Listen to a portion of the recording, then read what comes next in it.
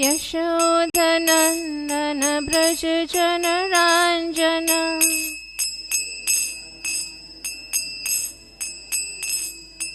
यशोधनन्दन Vraj जनराञ्जन Nandan Vraj जनराञ्जन जमुनतीर्वनचारे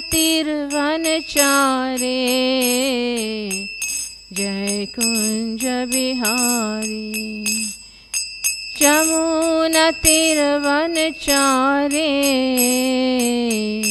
Jai Kunj Bihari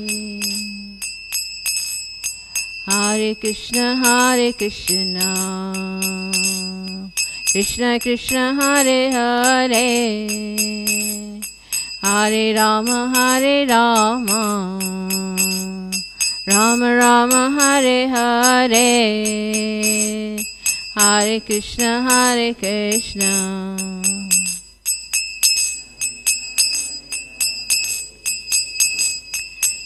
Ram Ram Ram Hare Hare Hare Krishna Krishna Krishna Hare Hare Hare Ram Ram Ram Hare Hare Hare Krishna Krishna Krishna Hare Hare Hare Ram Ram Ram Hare Hare Hare Krishna Krishna Krishna Hare Hare Hare Ram Ram Ram Hare Hare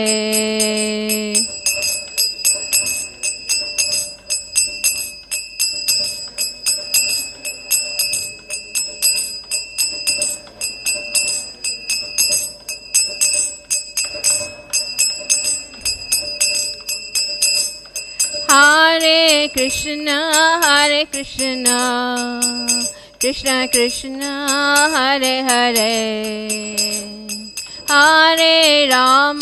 Hare Ram Ram Ram Hare Hare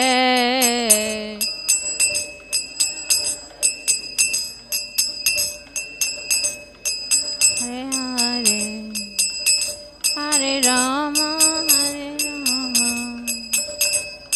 Ram Hare Hare Hare Krishna Krishna Krishna Hare Hare Hare Ram Ram Ram Hare Hare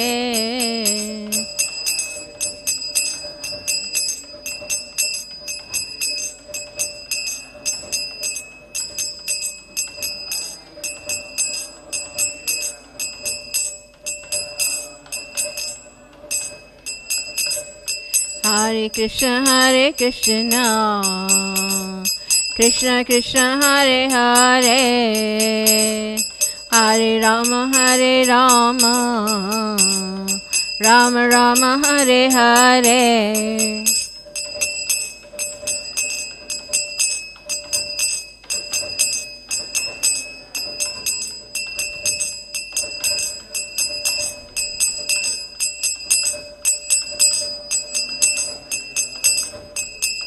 Jai Prabhupada Jai Prabhupada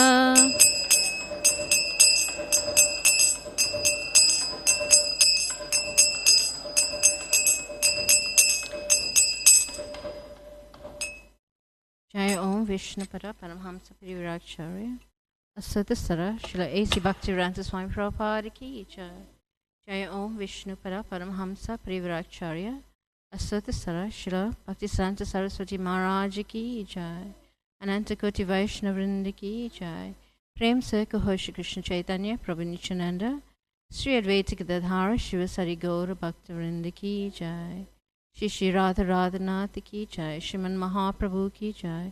Shri Giriraj Govardhan ki jai, Srila Prabhupada ki jai, Go Premanande, Hari Hari Bol. All glories to assembled devotees. All glories to assembled devotees. All glories to assembled devotees. All glories to Shri Shri Guru and Shri Gauranga. All glories to Srila Prabhupada. Om Namo Bhagavate Vasudevaya. Om Namo Bhagavate Vasudevaya. Om Namo Bhagavate Vasudevaya.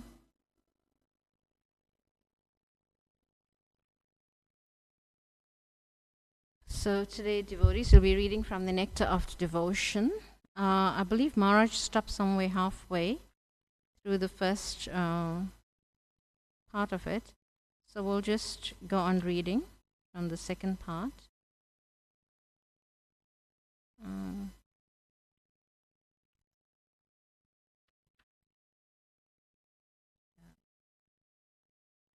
Om Jnanatimirandhasya Yananjana Shalakaya Chakshurunmilitam Yena Tasmai Shri Gurave Namaha.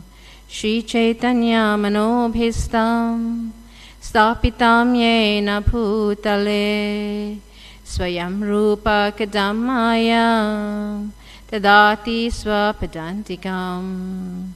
He Krishna Karuna Sindhu Dinabandhu Jagatpate Gopesha Gopika Kanta Radhakanta Namostate Tapta Kanchana Gaurangi Radhe Vrindavaneshwari Vrishabhanusate Devi Pranamami Hari Priye Vanchakalpatarubhescha Kripasindubhyevacha Patitanam Pavinebhyo Vaishnavebhyo Namo Namaha.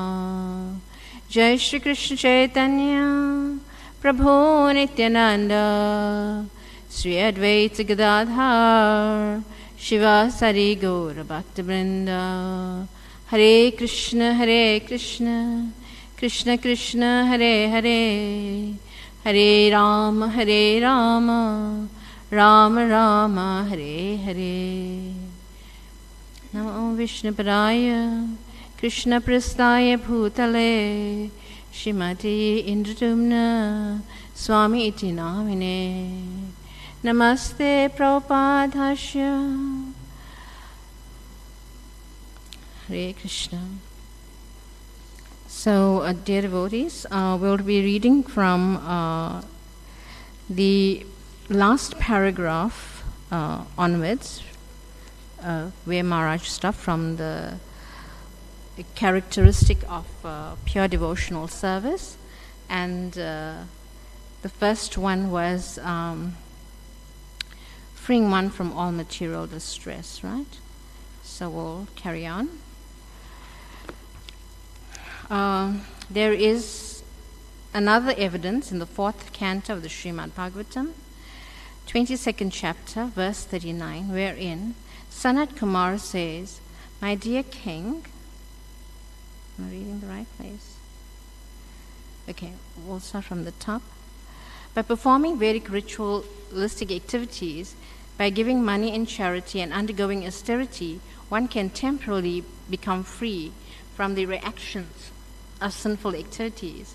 But at the moment, one must again become engaged in sinful activities. For example, a person suffering from venereal disease is, on account of excessive indulgence in sex life, has to undergo some severe pain in medical treatment, and he is then cured from this for the time being. But because he has not been able to remove the sex desire from his heart, he must again indulge in the same thing and become a victim of the same disease. So medical treatment may give some temporary relief from distress, such as venereal disease, But unless one is trained to understand that sex life is abominable, it is impossible to be saved from the repeated distress. Similarly, the ritualistic performance, charity, and austerity, which are recommended in the Vedas, may temporarily stop one from acting in a sinful way, acting in sinful ways. But as long as the heart is not clear, one will have to repeat sinful activities again and again. So here we see that the seed, Maharaj is talking about the seed of sin is within the heart. Just move this. The seed of sin is within the heart, and because he hasn't removed that sin from the heart, then it's lodged in there. So he may do some pious activities, and he may, go to the Ganges and take a bath like this to get rid of sin. But as soon as he comes out of the Ganges and he goes back to his normal activities again, then he is engaged in sinful activities again. So it gives you some temporary relief, and then you start to sin again. Why? Because the sin within the heart is not removed altogether. So there's another analogy that can be given.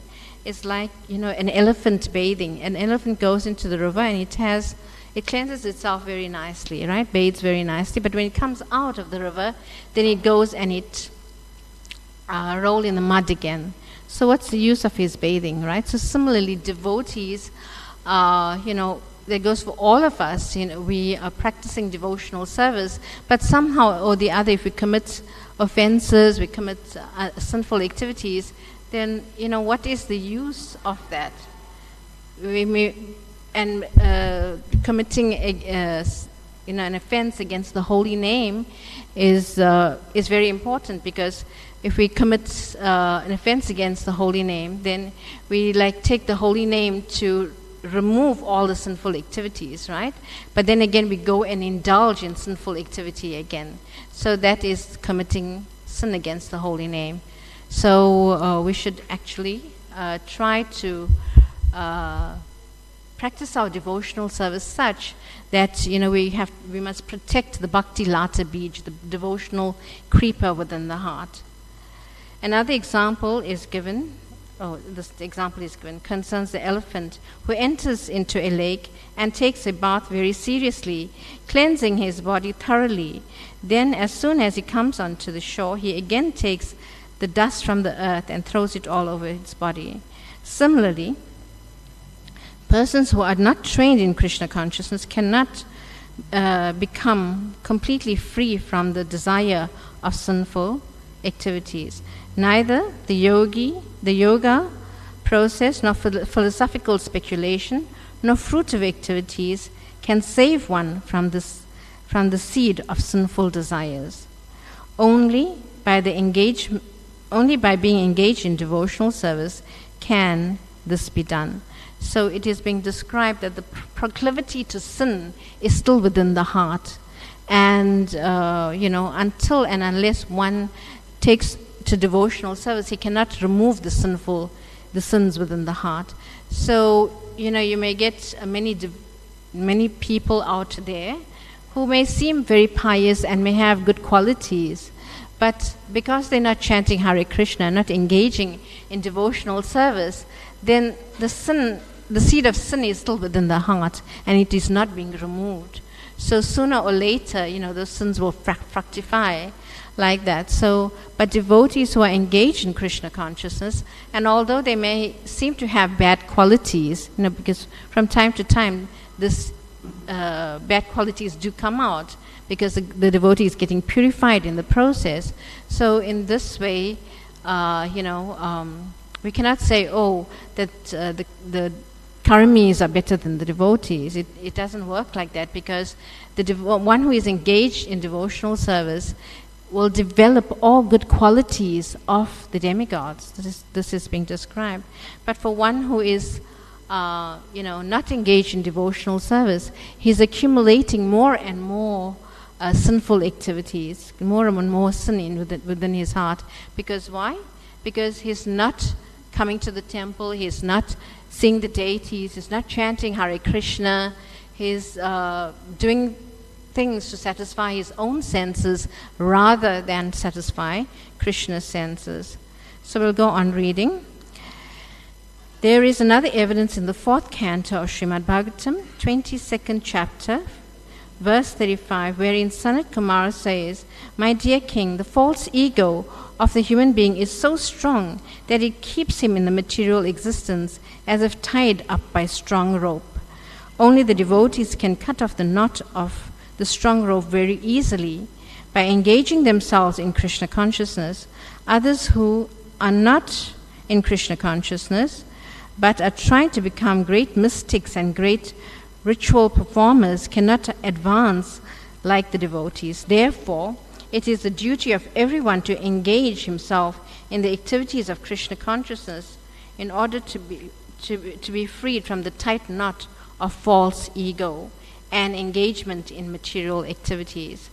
So then Prabhupada is repeating the same sort of theme that, devotees need to engage in devotional service and get rid of the seed of sin within the heart.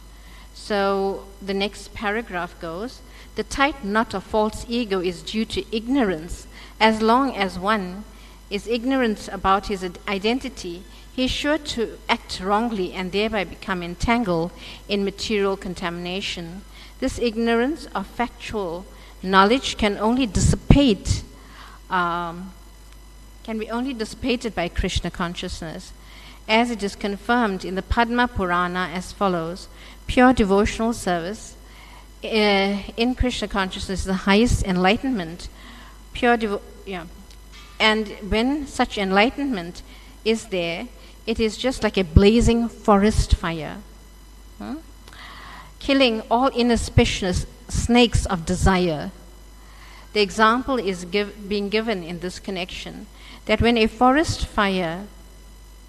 a forest fire, the extensive blaze automatically kills all snakes in the forest. There are many, many snakes on the ground of the forest, right? And when the fire takes place, it burns the dry foliage, and the snakes are immediately attacked. Animals who have 4 legs can flee from the fire, or can at least try to flee, but the snakes are immediately killed. Similarly, the blazing fire of Krishna consciousness is so strong that the snake of ignorance is immediately killed." So, dear devotees, we all have these snakes within our hearts, and they are known as the 6 enemies, right? And the 6 enemies are lust, anger, greed, madness, illusion, and envy within the heart. And we are, trying to the best of our ability, chanting the holy names and engaging in devotional service to remove this proclivity to sin, right? And this proclivity to commit offenses within the heart.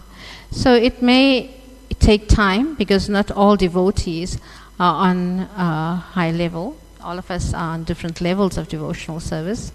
But, we can always take shelter of the holy names and try to consciously try to get rid of these bad habits. In that, if we have an episode of anger, we should actually try to control that anger, or before acting, actually we should try to control it. So I know I do have an issue with anger and all these qualities, but from time to time I try to control it. And how to control it? When someone is agitating you, you just stay calm and chant Hare Krishna in your mind, and when and then after a while the anger will subside. So just try to do like this. It's a challenge. It's a challenge with the mind and with the anarthas in the heart. So we have to try to the best of our ability to cleanse this.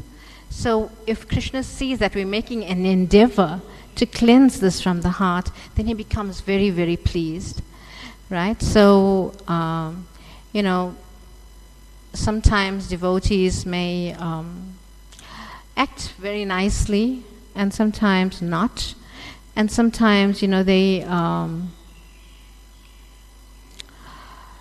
this love within the heart turns into hatred, and they cannot actually they, in one sense, like, they cause offenses. And Krishna wants us to become cleansed of all of this.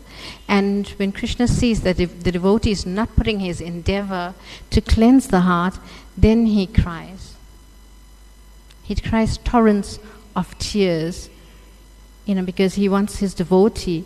Krishna's heart is such that he wants his devotee to come closer and closer to him.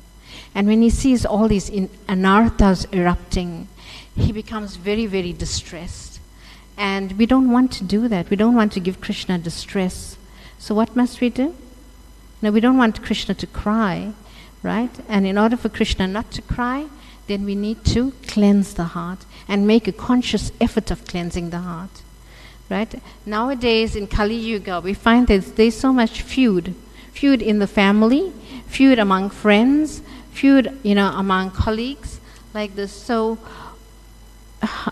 devotees who are practicing devotional service should actually take it upon themselves to better the situation.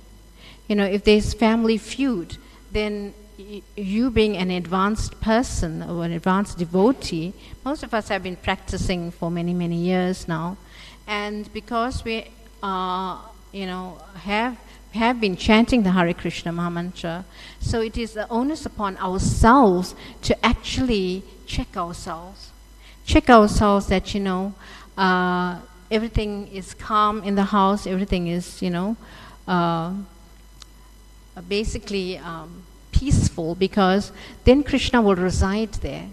You may have deities of the Lord, but if there's arguments, in the house, Krishna won't reside in the deities, he will leave. Right? So we don't want this arguments and bitterness, and this bitterness from the heart is so difficult to remove, right? It is so difficult to remove, and we don't want this bitterness. When we talk to each other also, we must talk pleasingly. Shri Shri Radharanath Ki Jai. Yeah, so this bitterness within the heart is very difficult to remove. And, we may be getting up for Mangal Aarti every day, we may be chanting our rounds, we may be engaging in devotional service, we may be distributing a lot of books as well, but we still have this bitterness within the heart. We cannot talk to a devotee properly. So we need to get rid of this, this bitterness in the heart. So we should make a conscious effort to do that. And when you hurt a devotee, Krishna is within the heart of the devotee. He's in the heart of all living entities. And when you hurt the devotee's feelings, what happens? Although you may be performing so much of devotional service, but when you hurt a devotee's feelings, then all the devotional service goes to null. It's just you're putting a show. Why are you putting a show? Don't put a show. Do it from your heart. Krishna says, if one offers me with love and devotion, a leaf, flower, fruit, or a little water, I will accept. So do it with love and devotion. The bhavana in the heart, the emotions and feelings in the heart has to come forth. Otherwise, you're just doing it on the surface. You're just doing it on the surface just to put a show. We shouldn't be like that. We should actually cultivate the seed within the heart. It's an affair of the heart. Bhakti is an affair of the heart. Parthasarathi Maharaj wrote, a book on that. Bhakti is an affair of the heart. So when we have love for devotees, then our love for Krishna will blossom. But we don't have love for devotees, we don't speak to them kindly, we don't interact with them kindly, then Krishna will go far, far away from you. So we must try to cultivate good relationships, try to become a better devotee. Don't remain as you were when you started Krishna consciousness. Try to evolve in your Krishna consciousness. In this way, Krishna will become so pleased with you, and he will bestow upon you all benedictions to go back to the spiritual world. But if you still have this bitterness in the heart, where you cannot reciprocate with devotees properly, you cannot interact, your interactions are superfluous, this bitterness is superfluous, it's overcoming you, then how can Krishna help you? He won't help you. When he sees, as I said, when he sees that all these things are within the heart, he cries and he wants his devotee to come close to him. So we want to please Krishna, right? We want to please Krishna. We want to make Krishna happy. We want to bring Radha and Krishna together. We don't want them to separate. It's like Jatila and Kutila, right? They want Krishna and Radharani to separate. They don't want to. They don't want them to be together. So and they would do anything in their means to keep Radha and Krishna away. But those devotees who want to bring Krishna and Radha and Krishna together, then that is called devotional service. We chant Hare Krishna. Radharani's name is Hare. And Krishna, we want to bring them together. So Hare Krishna, Krishna Krishna, Hare Hare, Hare Rama, Rama Rama, Hare Hare. We don't want to separate them. We want to bring them together, and we want all devotees to come together, engage devotees in devotional service in a loving and pleasing manner, not with bitterness in the heart. So. With this, I'll continue reading the next part of the purport. And the next part reads, Krishna consciousness is all auspicious. Rupa Goswami has given a definition of auspiciousness. He says that actual auspiciousness means welfare activities for all people of the world. At the present moment, groups of people are engaged in welfare activities in terms of society, community, or nation. There is even an attempt in the form of United Nations for world health activities, but due to the shortcomings of limited national activities, such a general massive program for the whole world is not practically possible. The Krishna consciousness movement, however, is so nice that it can render the highest benefit for the entire human race. Everyone can be attracted by this movement, and everyone can feel the result. Therefore, Rupa Goswami and other learned scholars agree that a broad propaganda program for the Krishna consciousness movement of devotional service all over the world is the highest humanitarian activities. I just want to comment on that. Charity begins at home. If you cannot have love within your family, within the family of devotees, then how can you give love to the outside world? How can you bring them to Krishna consciousness if you don't love your own people? You don't show love to your own people. How can you go and bring someone else to Krishna consciousness? How can you preach? Your preaching will bear no fruit, right? It'll be very temporary. So in this way, we should try to, in our own yatra, try to have good relationships in our own yatra, so that when people on the outside see that devotees are so loving to one another, then they become attracted to this movement, right? So we need to cultivate this love that Krishna is talking about. If one offers me with love and devotion, this love in the heart, we need to cultivate that. How the Krishna consciousness movement can attract the attention of the whole world, and how each and every person, man, can feel pleasure in this Krishna consciousness is stated in the Padma Purana as follows. A person who is engaged in devotional service in full Krishna consciousness is to be understood to be doing the best service in the whole world and to be pleasing everyone in the world.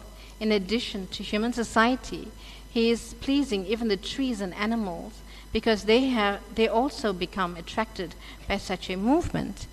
A practical example of this was shown by Lord Chaitanya, who, when he was traveling through the forest of Jharkhand in the central India for spreading his Sankirtan movement, the tigers, the elephants, the deer, and all the wild animals joined him and were participating in their own ways by dancing and chanting Hare Krishna. So we see here that Lord Chaitanya Mahaprabhu is the embodiment of love, Lord Chaitanya Mahaprabhu. And this is what he came to give us. He came to give us this love that Radharani has for Krishna. This is very, very deep. The love that Radharani has for Krishna is so beautiful. Is like, it's an overflowing ocean with so much of love. And this is what Lord Chaitanya Mahaprabhu has come to give us. This Radharani's love for Krishna. But some of us are not ready to accept this. Right? Some of us cannot grasp this. Why? Because we have too many holes in the heart. When you have a colander that has many holes, and if you put water through it, it flows through, right? It flows through. It cannot retain it. So similarly, we have all the holes in the heart of lust, greed, anger, right?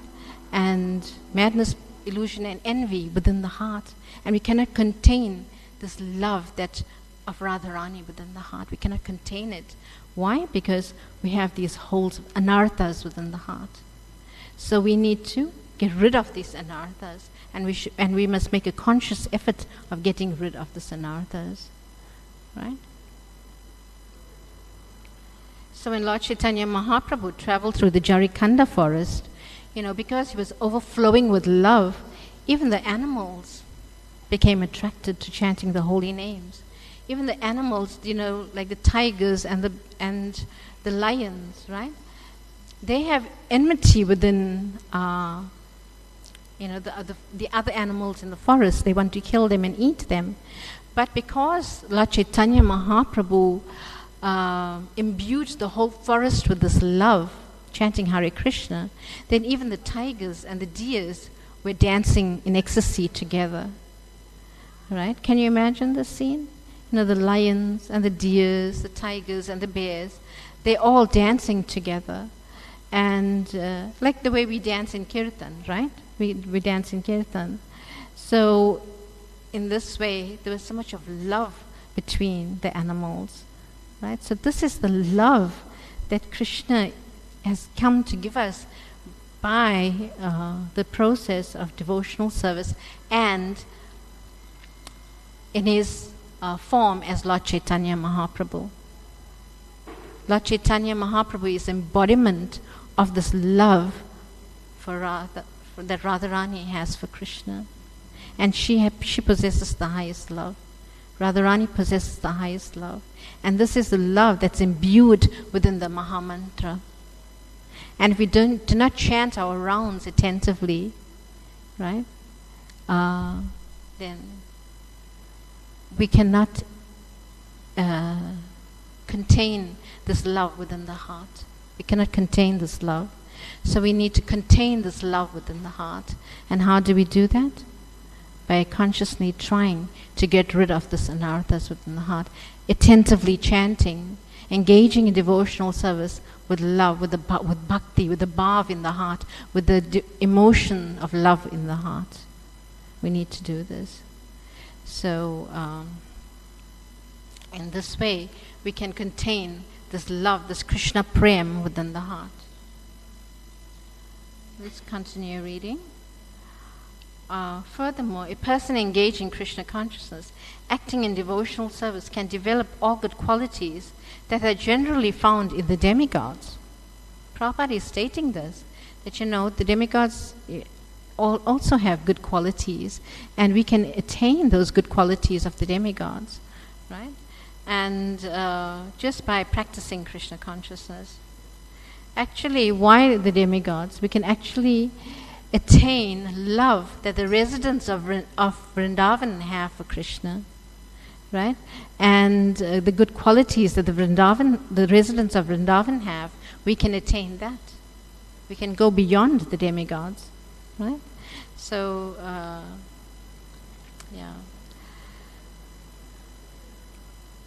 it is said by Sukadev Goswami in the 5th canto of Srimad Bhagavatam, 18th chapter, verse 12, "My dear king, persons who have unflinching faith in Krishna and are without any duplicity can develop all good qualities of the demigods on account of the devotee's high grade of Krishna consciousness, the account of the devotee's high grade of Krishna consciousness."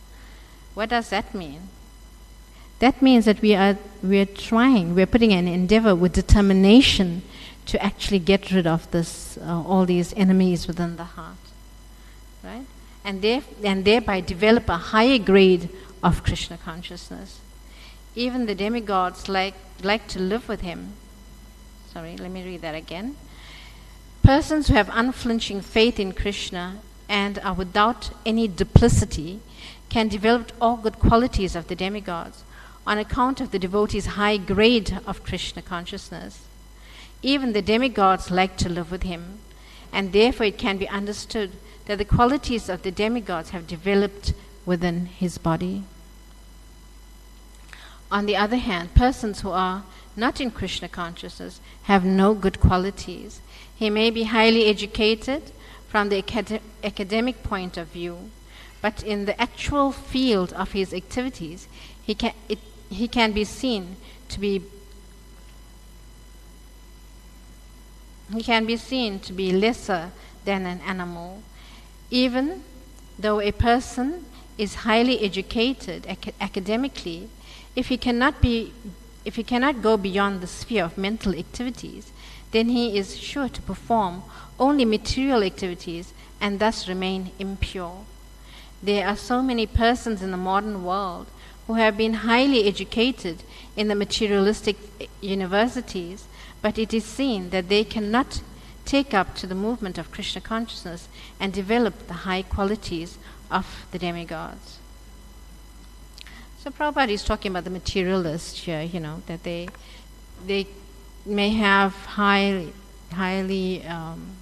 qualifications, right? They may have achieved many degrees like this, but because they are not devotees, they cannot attain good qualities. What to speak about devotees who are not trying their best in Krishna consciousness, right? So, as devotees, we are given this the highest fruit of Krishna consciousness, and we need to cultivate this within the heart. So, the materialists, obviously, they do not have this, right? So, it is also our duty to go out and give them this, bring them to Krishna consciousness in some way or the other, right? So, participate in book distribution, participate in Food for Life, giving out prasadam, and Harinam. So these ways we can attract the living entities back to Krishna's lotus feet. And Prabhupada has given us this such a beautiful and such a wonderful way in order, how to bring the living entities to Krishna consciousness. Because Prabhupada's heart is filled with this love, is filled with Krishna prem, and that is why it flowed throughout the whole world. Prabhupada's love flowed throughout the whole world. Every continent, you know. And this is Lord Chaitanya's Mahaprabhu's prediction that this holy names will be chanted throughout every town and village of the world. And Prabhupada has done this, you know, because the love flowed from his heart all around the world. And therefore, we are sitting here today and, you know, we are listening to these wonderful books that he has given us, right? These wonderful books, Nectar of Devotion, Nectar of Instructions, Srimad Bhagavatam, Bhagavad Gita, like this. So we are listening to this, to these narrations of Srila Prabhupada, because within Prabhupada's heart is this bhavana, is this love, that the prem that flowed from his heart, you know, that because in his books are his ecstasies, right?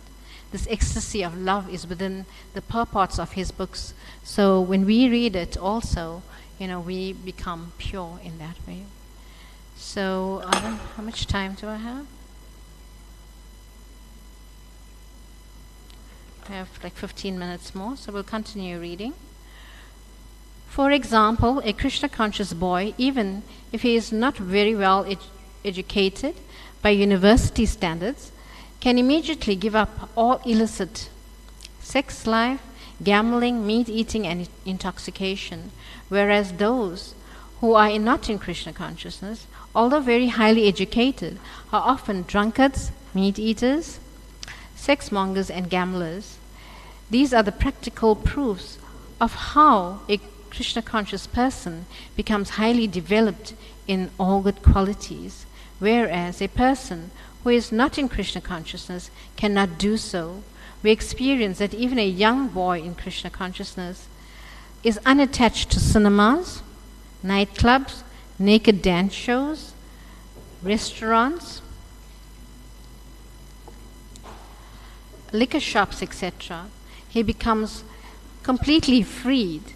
He saves his valuable time from being extravagantly spent in the ways of smoking, drinking, attending the theater, and dancing. One who is not in Krishna consciousness usually cannot sit silently even for half an hour. The yoga system teaches that if you become silent, you will realize that you are God. This system may be all right for materialistic persons, but how long will they be able to keep themselves silent? Artificially, they may sit down for so-called meditation, but immediately after their yogic performance, they will engage themselves again in such activities as illicit sex, gambling, meat eating, and many other nonsensical things. But a Krishna conscious person gradually elevates himself without endeavoring for this so-called silent meditation. Simply because he is engaged in Krishna consciousness, he automatically gives up all nonsense and develops high character. One who develops the highest character by becoming a pure devotee of Krishna. The conclusion is that no one can try to have all good qualities. Sorry, let me read that again. The conclusion is that no one can truly have any good qualities if he is lacking in Krishna consciousness. So here Prabhupada again, he is speaking about developing all good qualities of the demigods, and if you're not engaged in Krishna consciousness, you have no good qualities, right? Although on the superficial level, you may put a show that you are so kind and so this and so that, but actually, because you are not removing the seed of sin from the heart, then you're just making a show, because you are, by your activities, you are again cultivating sin within the heart, right? So for those who are non-devotees, so I was meant to go through happiness in Krishna consciousness as well. So we'll see how far we can go with this.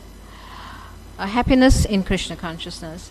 Srila Rupa Goswami has analyzed the difference of happiness. He has divided happiness into 3 categories, which are happiness derived from material enjoyment, happiness derived by identifying oneself with the Supreme Brahman. And 3, happiness derived from Krishna consciousness.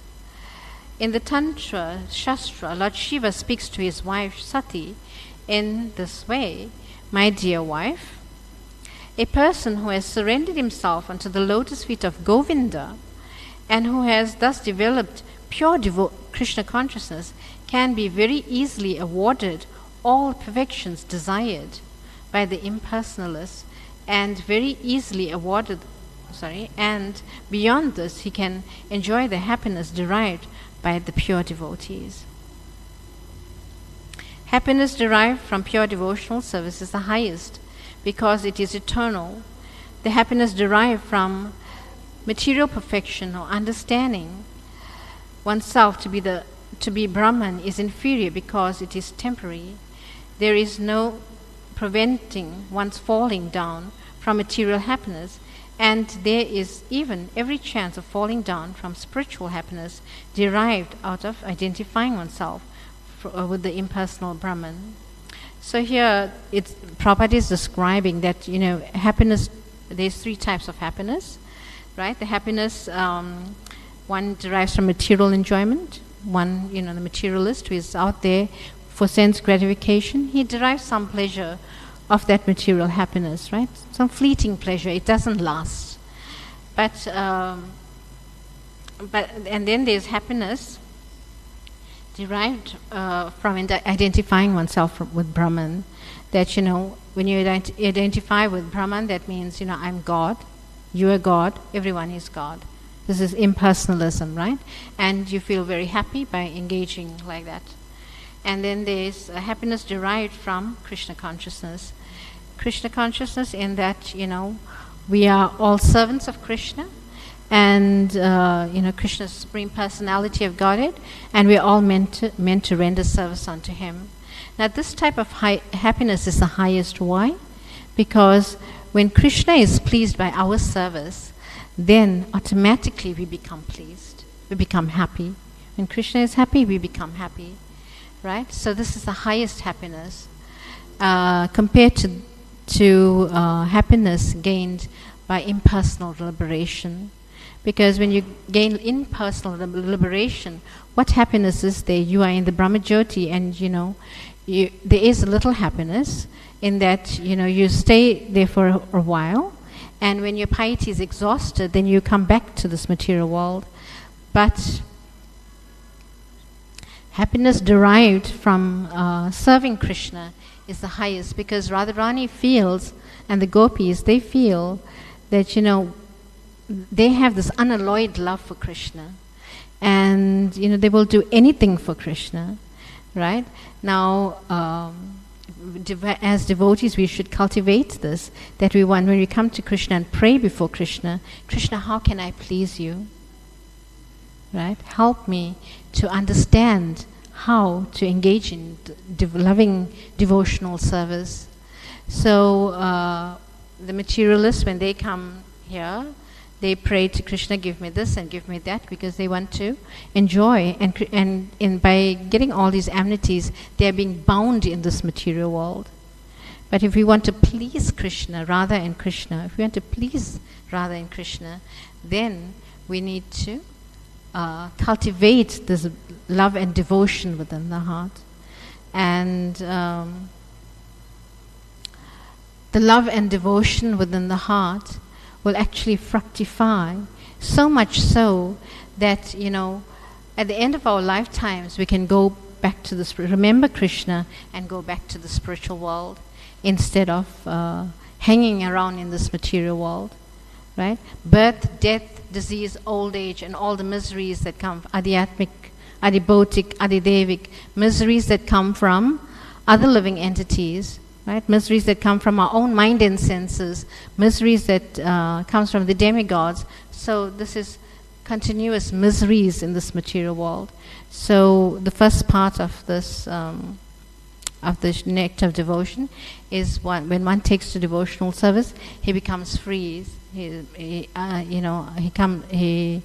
gets rid of all these miseries of this material world, because he engages cent% in the service of Krishna consciousness.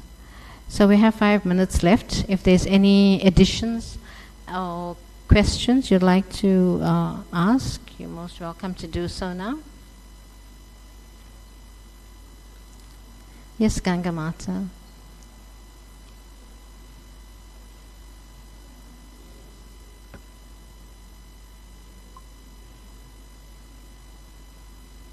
Hare Krishna. Thank you, Mother Ranga, for the nice class.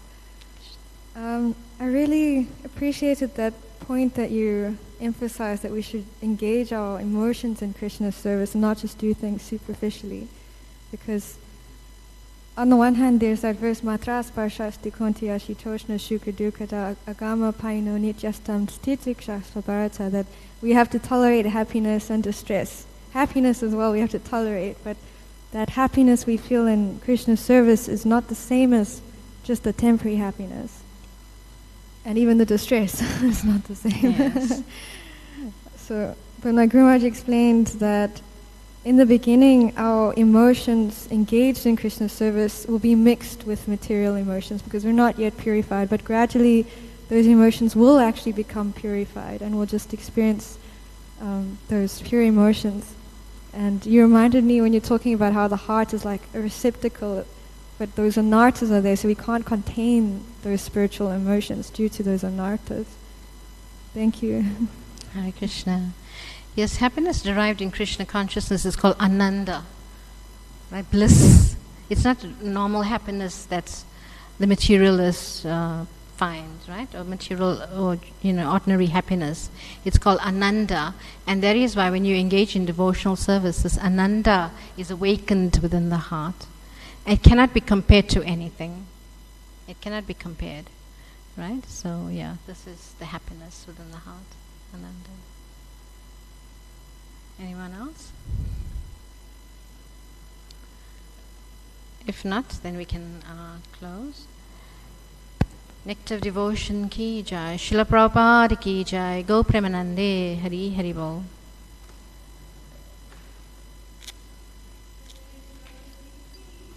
Hare Krishna.